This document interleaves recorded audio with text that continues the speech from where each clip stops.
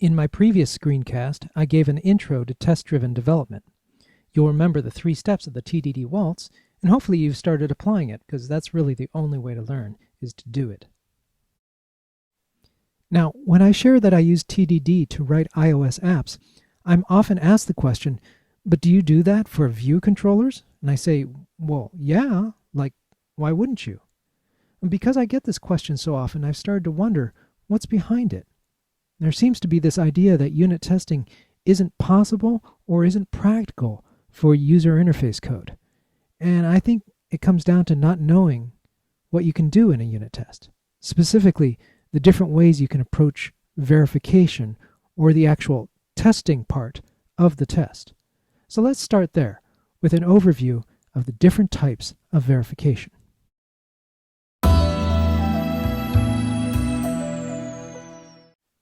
So you've got the thing that you want to test. We use the standard term system under test, or SUT. And when people are getting started with unit testing or thinking about it for the first time, they think of the easiest thing to do, which is to send it a message to get a return value back. At that point, it's just a function call. Even though it's a method, it's just a function. And we can call this type of verification return value verification. It's a perfectly valid way of doing things. It's the easiest way. It's a good thing, but it's only one way. But what do you do with a method that has no return value? I mean, it's doing something, right? It's changing the state of the object. So all we have to do is provide the object with some initial state. In this case, we'll stick in that red pentagon. Then we'll invoke the message that we're actually interested in testing, and we expect it to change the state of the object. Now all we have to do is call the accessor to get that state back out as the result. Now we've got a test, and this is called state verification. This is the workhorse of unit testing and is the style that you should try to use most often. It's a little more complicated than return value verification, but not by much. For an object-oriented programmer, it should be quite straightforward. I think you'll have an easy time adopting it. This is a second type of verification. But now what do you do if the method in question doesn't change the state of the SUT? Instead, what we want it to do is send another message to a second object, a dependent object. How do we deal with this kind of interaction in a unit test? The trick is to replace that dependent object with a fake, one that records what was done to it. Then we ask it about its state. We ask the fake about its state to determine whether it was called in the way we expected. This is called behavior verification. And this is a third style of verification that's available to you for your unit tests.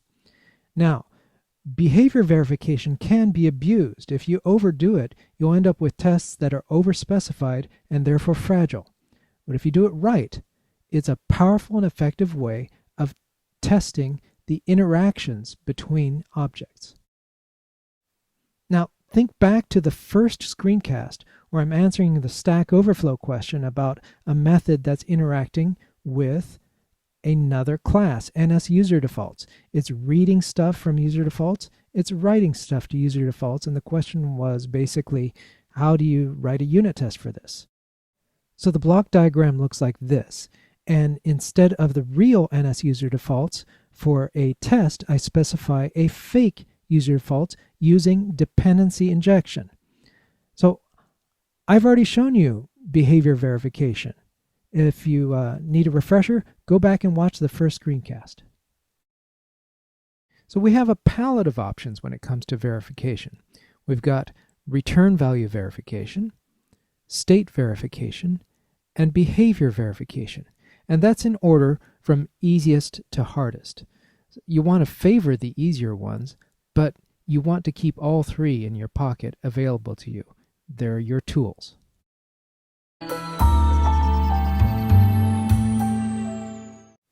Okay, that's all great, but what about Vue controllers? How do we do unit test verification of a Vue controller?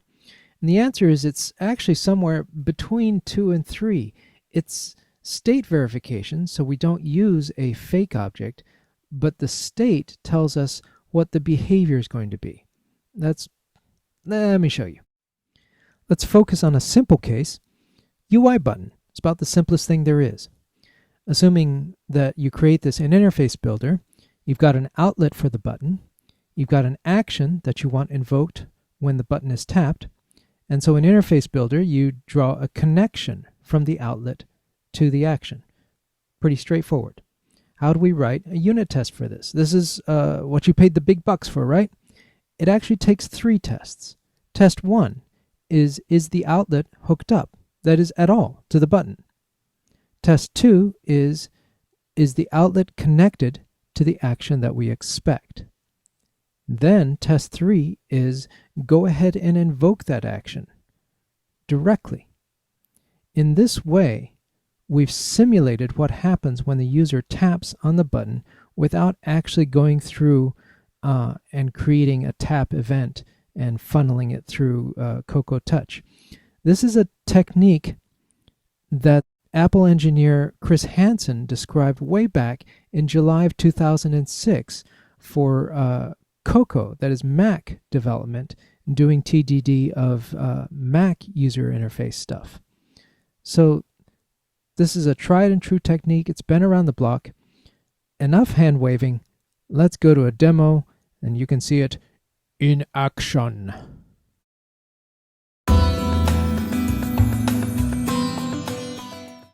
I'm basing my TDD example on an example by another person, Mike Plate on GitHub, and he's got a nice example, Counter iOS. This is a simple UI view controller demo, and you can see it has a big counter up here and 2 nice big buttons to increment and decrement the count. Stuff down here, this reset button, which brings up an alert, and about button, which actually comes to this web page. I'm not going to worry about this time, although it could be interesting to show you how to TDD an alert some other time. For now, let's just concentrate on having a count and a +1 button and a -1 button. So let's get started. The new Xcode project. We're going to choose an empty iOS application. Call it TDD counter. I am using Arc. I'm including unit tests. And desktop is fine. And just to show you what we start with, let me run this, build and run. And is it going to run?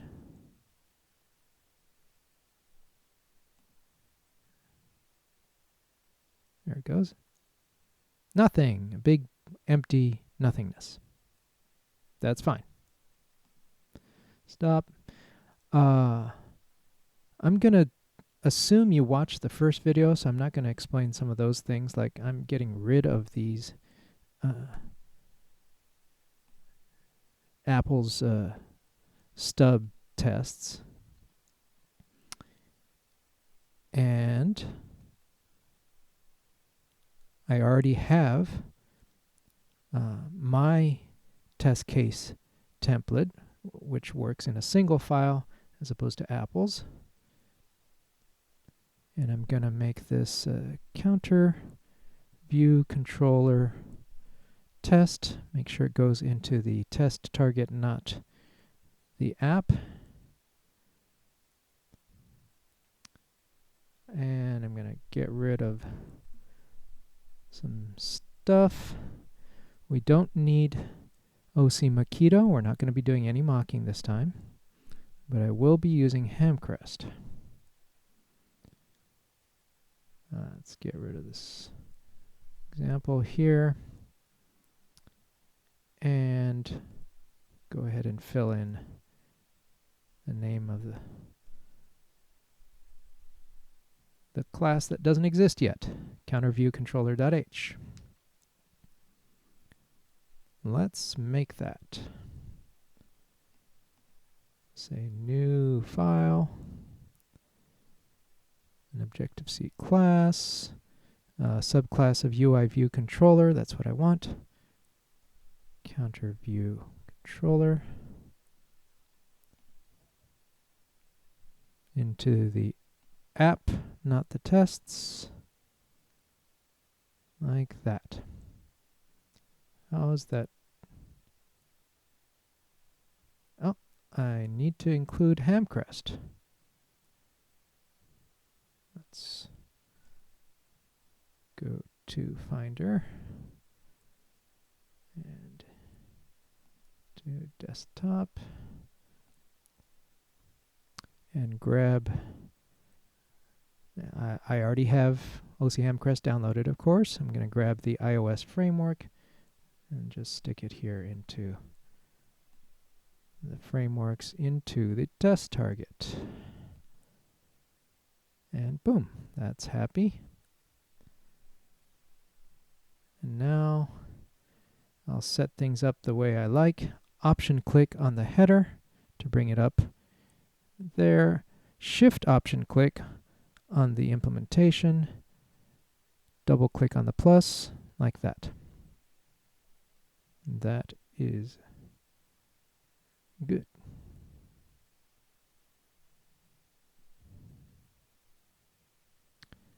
And now I think we're ready to run our first test, write our first test. Remember, the TDD waltz, step 1, write a failing test. What do we want to test? Remember, well, we're not going to get to the buttons yet. We're going to start with the label on top. Now I'm going to use a snippet for testing an IB outlet, which you can get by subscribing to qualitycoding.org, or of course, you can just copy it. And this is my snippet. Test outlet should be connected. Outlet is going to be count label, and my SUT, my system under test, I actually need to create that.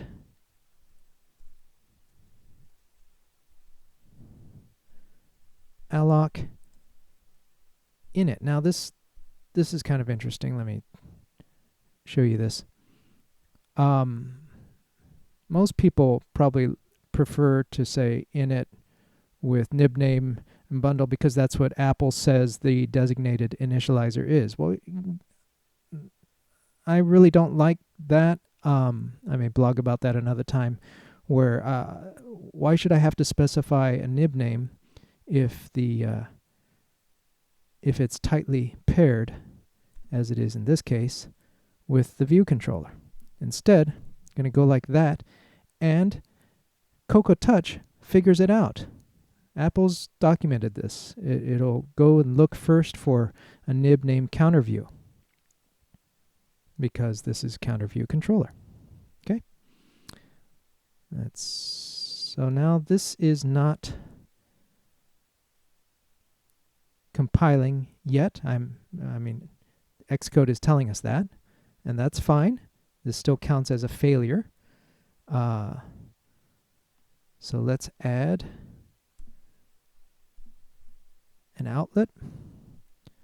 Now, if you're not using code snippets and making your own and going out and finding good ones that other people are using and providing, you really ought to spend some time and check out some good code snippets, because they will save you time, like that.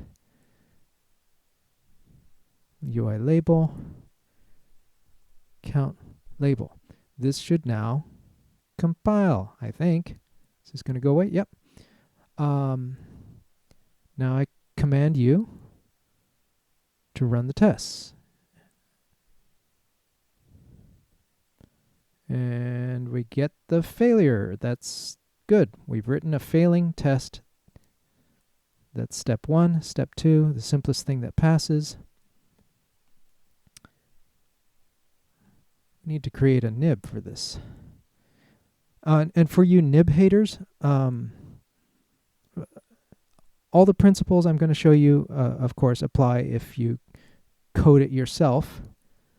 That's not a problem. I just don't like writing code if I don't have to. Let's find an interface for a view.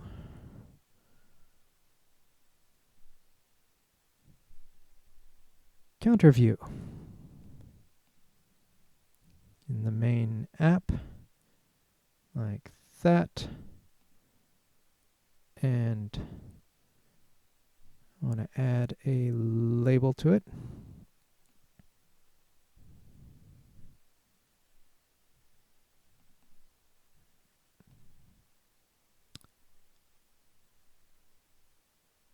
And now I want to make a connection.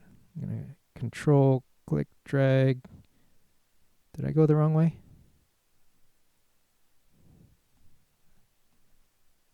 What's going on? Oh, I haven't set the file's owner. File's owner needs to be my counter view controller, like that. And the count label, should now be set up. Now I'm going to command U to run my tests, and let's see what happens. Oh, I get something different. What's it say?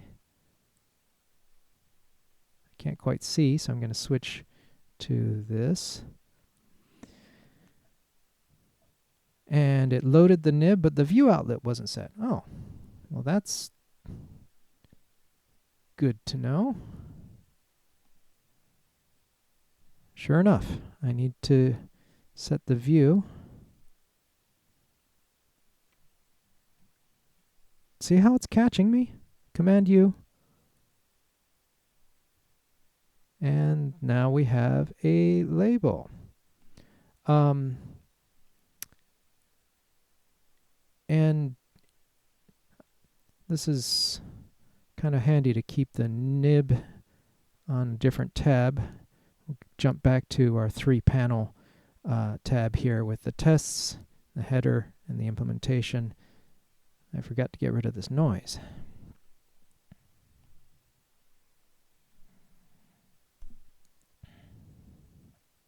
Like that.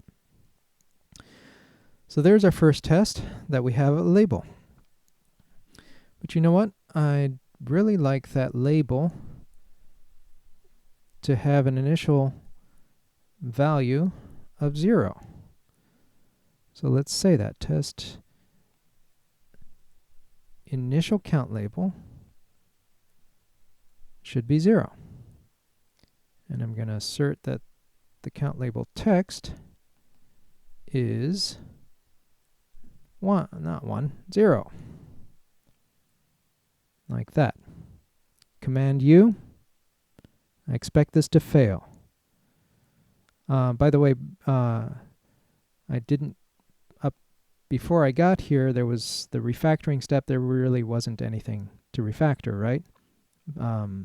Sorry, I skipped over that. When you get fast, it just starts happening much more quickly than explaining everything step by step. Okay, expected 0, but was label. This is step 1, which is to write a failing test, step 1 of TDD. Step 2 is to do the simplest thing that'll pass this test. What is the simplest thing? And guess what? I'm not going to write any code. That's the simplest thing. Let me resize this a little and center it. Now, you may complain, oh, wait, you're making all these changes without tests. Yeah. For appearance stuff, it's not really important to me to say, for example, should this be over here, or should it be centered? If it's really important, you can always write a test for it. You may not write it first, you may write it after the fact. But most of the time, UI fiddly stuff isn't worth a test because it's just fiddly and you can change it at any time. And it doesn't change the behavior. So, I got lost. What was I doing? Oh yeah. Expected 0, but was label. And this is my non-code attempt at passing the test. Command U. And we get that. It passes. So that's the first outlet. Let's go on to the next. The next outlet is going to be the plus button. I'm going to make an outlet. Plus button should be connected. Oh, I'm sorry. I'm going too fast. Back. Refactoring. Slow down, John. What is there to refactor? Well, there's nothing to refactor here, nothing to refactor here. There is stuff to refactor here. We've got duplicate code. I'm going to extract this into an IVAR in the test fixture. Clean it up. And there's some common setup taking place. And I'm going to use my setup snippet and grab this and put it here.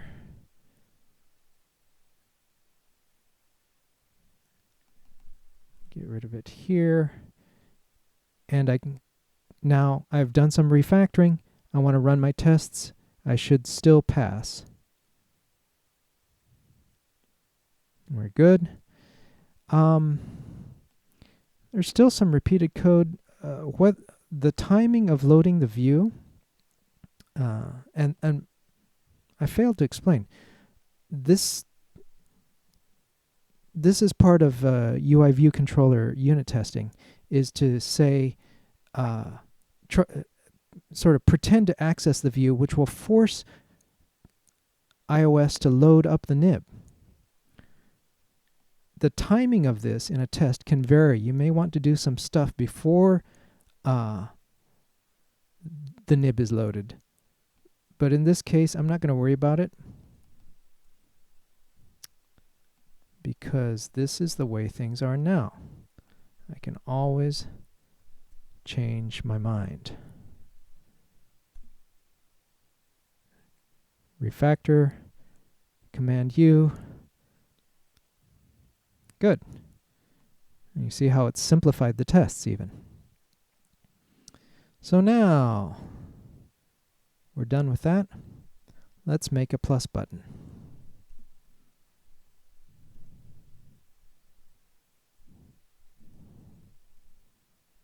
And I don't need this because it's part of the setup.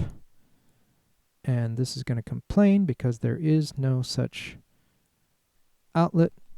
I'm going to go ahead and make this a UI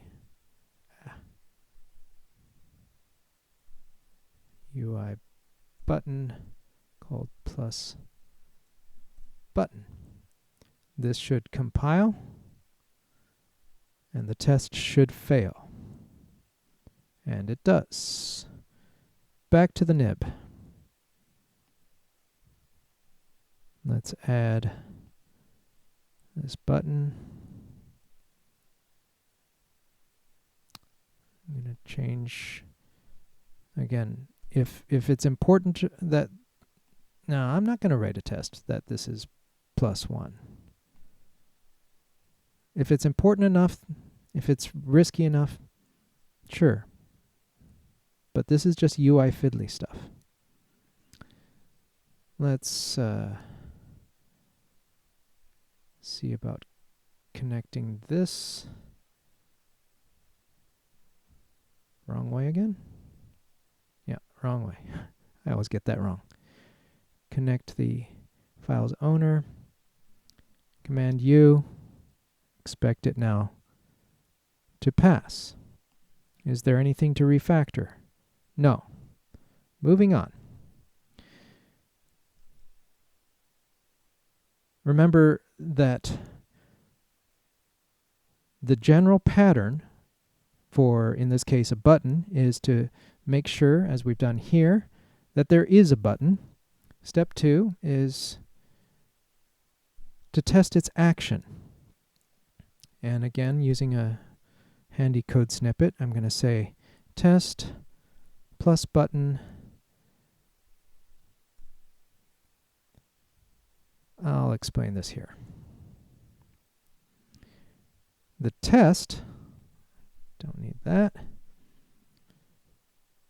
The test grabs a button and it says, what are the actions for this, for the target, for the control event, touch up inside? And that's what we want for a button, is that when the user releases his or her finger from inside the button, that it generates this action. Right? And the action is an array because it can fire off multiple actions. So I use the Hamcrest matcher contains to match an array. In this case, an array of one thing. It's a nil terminated list. And I'm going to say increment count, like that.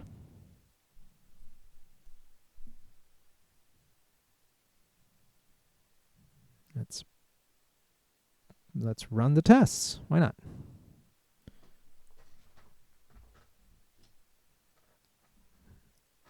And it fails, saying that it expected a collection containing this string increment count, but it was nil. So we need to add an action. Now I'm going to jump over to the nib side.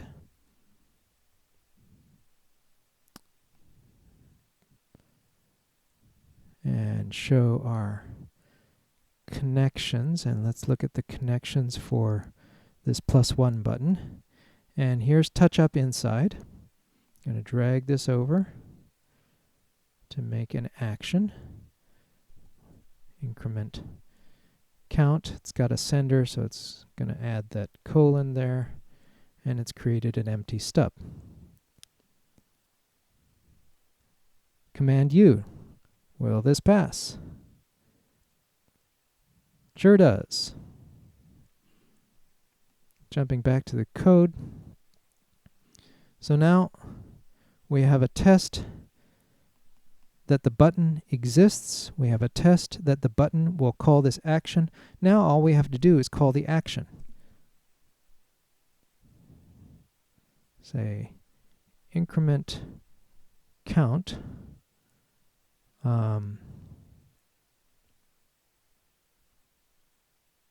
Should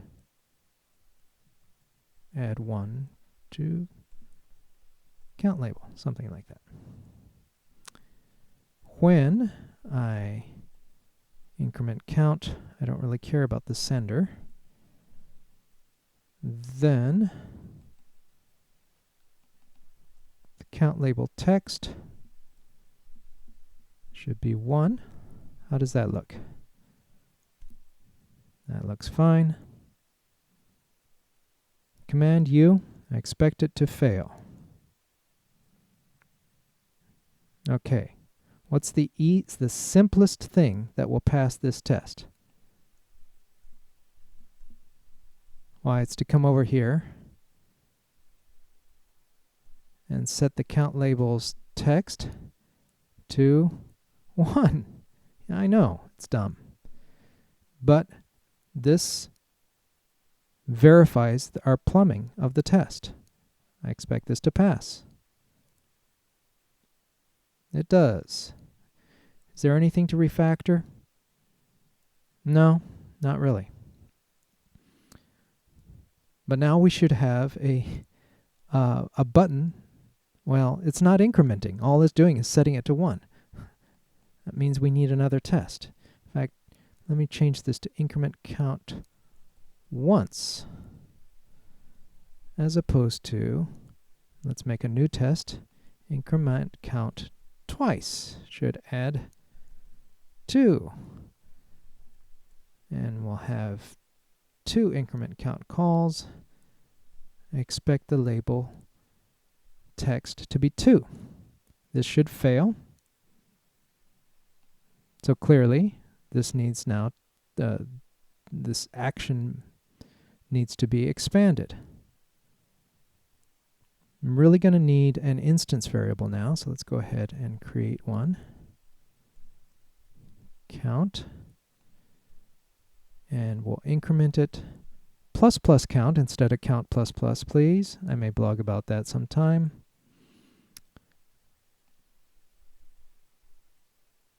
Basically, write what you mean. Set text to NS string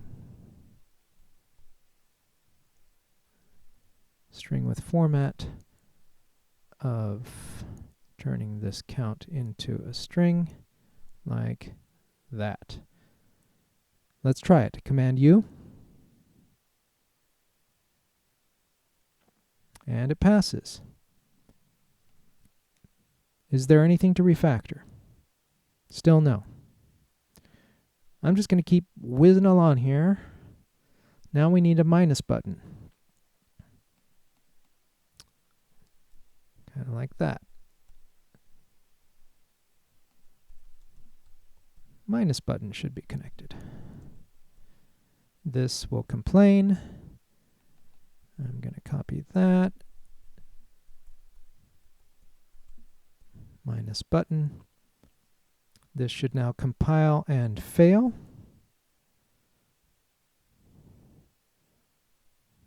Good. Back to the nib. We need another button.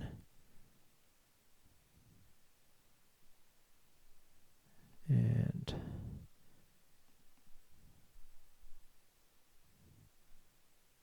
I need to hook it up.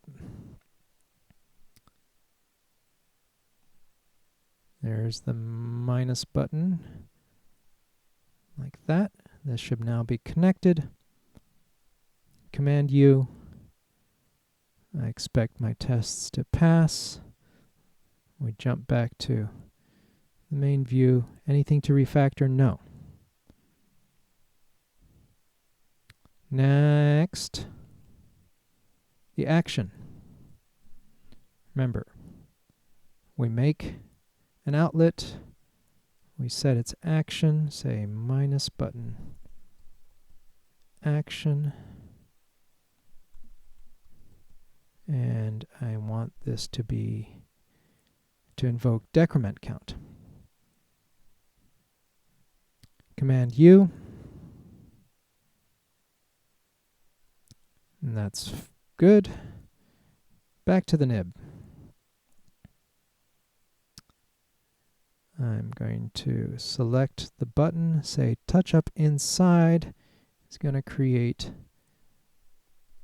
an action decrement count. Like that. Command U.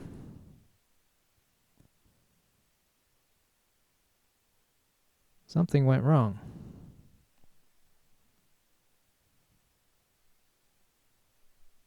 What's it say?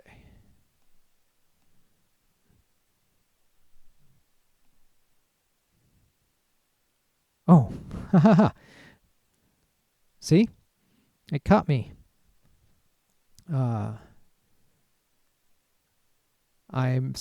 It showed me that I set up my nib wrong. Let's get back to the nib. This is all wrong. Not decrement action, but decrement count.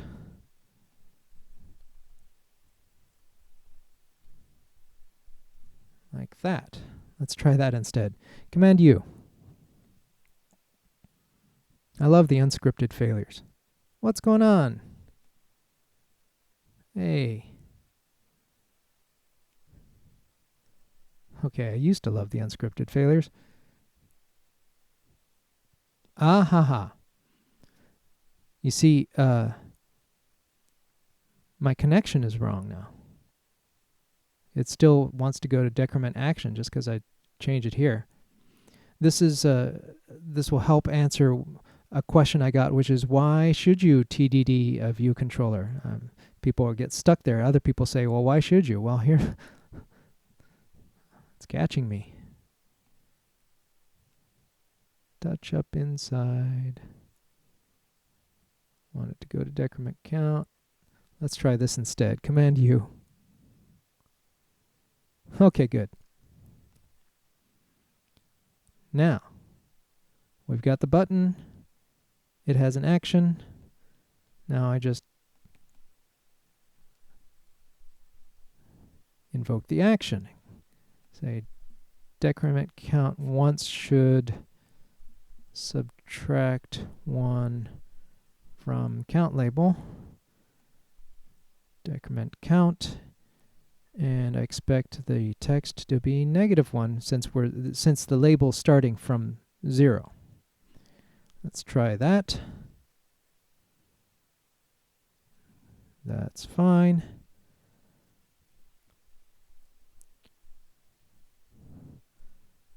Simplest thing that'll pass. Again, looks like that. The fact that this bugs me means I don't have enough tests. That's another benefit of writing the simplest thing that'll pass the test. Even though it looks dumb and the thing inside me is crying out, that's dumb, though that means I don't have enough tests. As far as the tests are concerned, it's fine. Now let's make it not fine. Decrement count twice should subtract 2. That's like that. Command U. Fails. Now I'm going to copy this, but I'm going to change it to a decrement. Command U. This should pass. Is there anything to refactor? Why, yes. We've got some duplicate code here. So let's extract that. Call it update count label.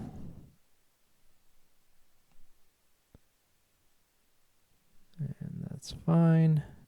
No, I don't want snapshots. And let's pull this down here for our refactoring. Command U. All right. Now all this, and I haven't even looked at the thing. But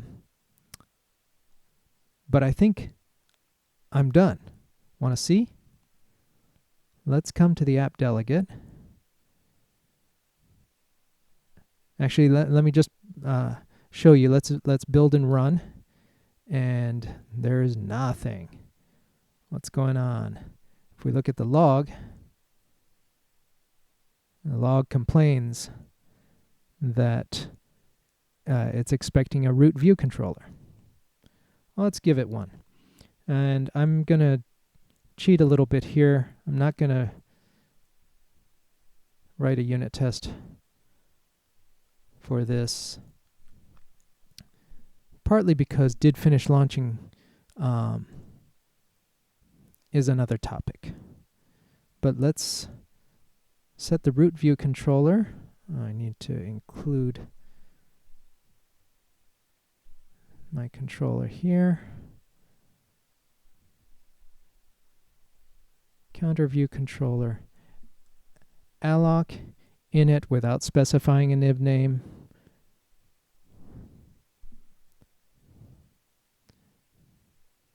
And now let's run. Drum roll, please. Whoa, look at that. I'm going to click tap this. Look at that count go up. Look at it go down. You might say, oh, this is really trivial, which of course it is. How often, when you TDD for actual work, does it just work right off the bat? And my answer is most of the time. It's a lot of fun to hook up a view controller after doing all this stuff to it and seeing it just work. So that is it in a nutshell. Let me go back to the tests here. Let's see what there is to review. So, for review, we create the view controller, and this is part of the magic sauce, is to ask for the view and not really do anything with it. That forces the nib to get loaded up so that we can do all this stuff.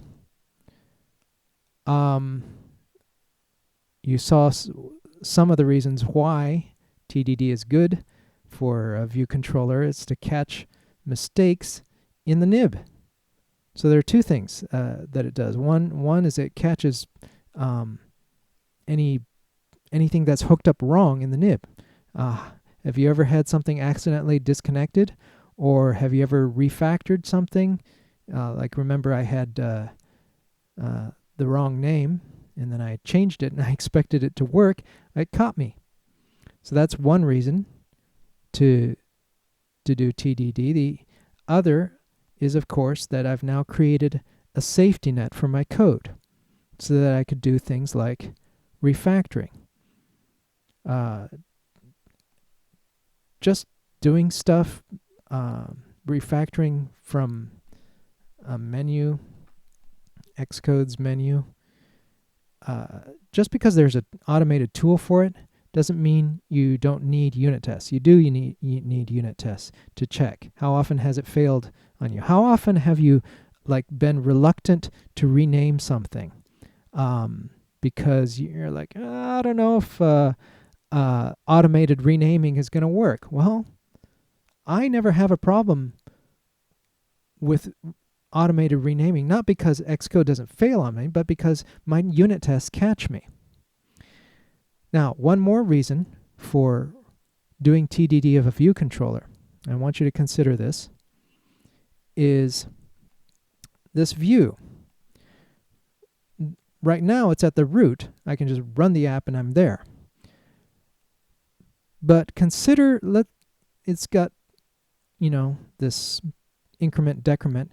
Consider that this is deep in a shopping app, and what we are incrementing and decrementing is the number of items to put into to order, number of things we want to buy, and widgets. And say this is deep in your app and it's past maybe certainly it's past looking up an item. Maybe it's past logging into the system and blah, blah, blah, blah. Think of how many steps you'd have to do to get here in actually running the app. Whereas number of steps I had to do through TDD was none. It just, it's like magic. So the deeper a view controller is, the harder it is to get to in manual testing, the more important it is to have unit tests on. It will make you move faster. Did it take me time? Well, you saw I was moving fairly quickly this time.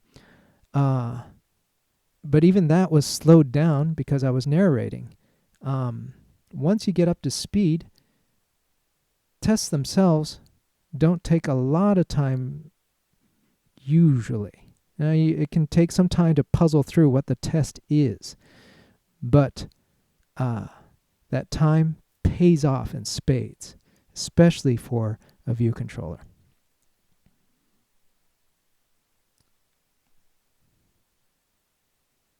What else is there to say? The code itself. Remember, I didn't write code to set the count to 0 and establish the label to, use the count's initial value. You'll see none of that here because I didn't need it. My tests work fine without it. So that is unit testing. More specifically, it's test-driven development of a UI view controller. Next time, I'm going to show you how we move this out into a true model view controller paradigm. Please, let's all make a New Year's resolution to stop lumping stuff into our view controllers just because the view controller is there and you can just add and add and add stuff to it. Stop. Let's really work on pulling models out. So next time, I look forward to sharing with you how to do TDD of model view controller.